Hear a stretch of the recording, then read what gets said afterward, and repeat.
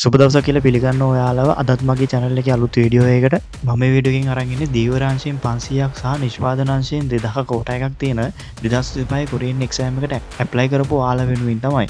ඉතින් ඔයාලා දන්නවද මේ පාර ඔයාලා කී දෙනෙක් ඇප්ලයි කරත් ඔයාලගෙන් 95%ක් මේ එක්සෑම් එක ෆේල් වෙනවා කියලා. ඉතින් මේ ෆේල් වෙන 95% අතරට ඔයා යනවද? එහෙමත් නැත්නම් පාස් වෙන 105% අතරට ඔයා යනවද කියලා තීරණයක් ගන්න තමයි මම මේ වීඩියෝ කරන් කියලා තියෙන්නේ. ඉතින් මේ වගේ වීඩියෝ ඉදිරියටත් බලන්න ඔයා අපේ channel එකත් එක්ක එකතුලා ඉන්න කියලා මම ආරාධනා කරනවා.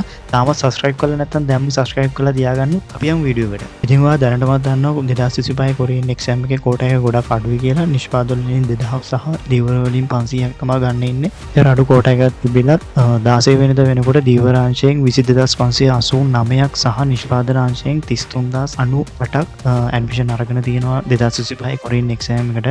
17 වෙනිදා අවසානයේ වෙනකොට මගේ අදහස නම් නිෂ්පාදනාංශයෙන් 50000කට වඩා ඇඩ්මිෂන් ගයි. ඒ වගේම දීවරාංශයෙන් 40000කට වඩා ඇඩ්මිෂන් ගයි.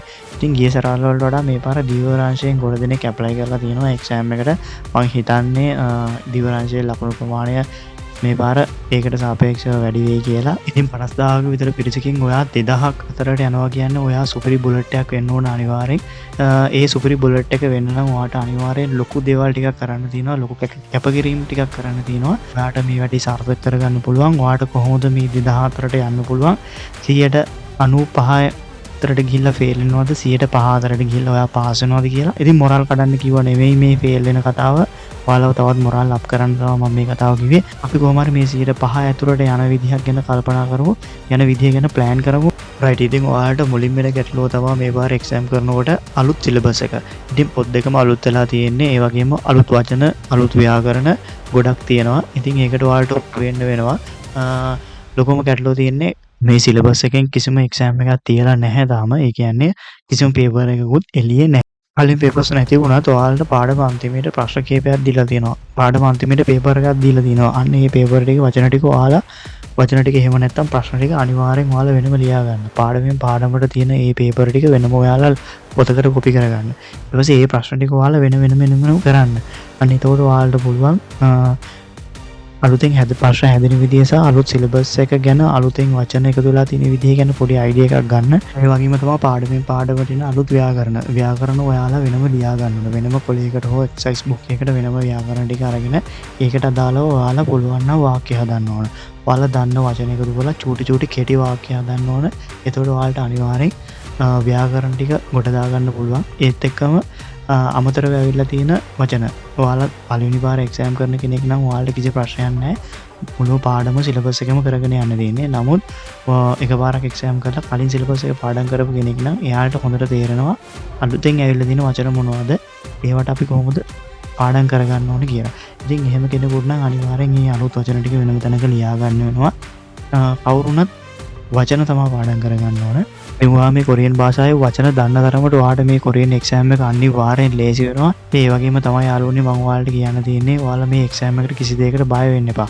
අලුත් සිලබස් එක කියලා බය වෙන්න එපා. මොකද භාෂාවක අලුත් සිලබස් එකක් වෙනස් වුණයි කියලා භාෂාවක් කවදාවත් වෙනස් වෙන්නේ නැහැ. ඉතින් යාළුවනේ තව දෙයක් කියන්න තියෙනවා. ඔයාලා කවුරුවත් කියන දේවල් අහන්න යන්න එපා. ඔයාලට සෙට් වෙන විදිහට ඔයාලට ගැළපෙන විදිහට ඔයාලට මතක හිටින විදිහට ඔයාලා පාඩම් කරන්න. සමහරු කියන උදේට පාඩම් කරන්න, සමහරු කියන අවතර පාඩම් කරන්න. එහෙම නෙවෙයි. භාෂාවක් ඉගෙන ගන්නකොට හැම වෙලෙම අපි ඒකේ ඉන්න ඕන. වෙලාවක් කලාවක් තියාගන්න එපා. ඔයා බත් කෑවත් වචන පාඩම් කරන්න. ඔයාලා ටොයිලට් ගියත් වචන පාඩම් කරන්න. බස් එකේ ගියත් ඔයා වචන පාඩම් කරන්න. අන්න ඒ වගේ දේවල් වලින් තමයි ඔයාට මේ එක්සෑම් එක ගොඩ දාගන්න පුළුවන්. මොකද 50000කින් 2000කට යනවා කියන්නේ පට්ටම ගේමක්. ඔයා මේ මාර අභියෝගයක් ඉස්සරහා ඉන්නේ. ඒක නිසා අනිවාර්යෙන් මේක අභියෝගයක් කරගෙන ඔයාලා මේක ජය ගන්න ඕන.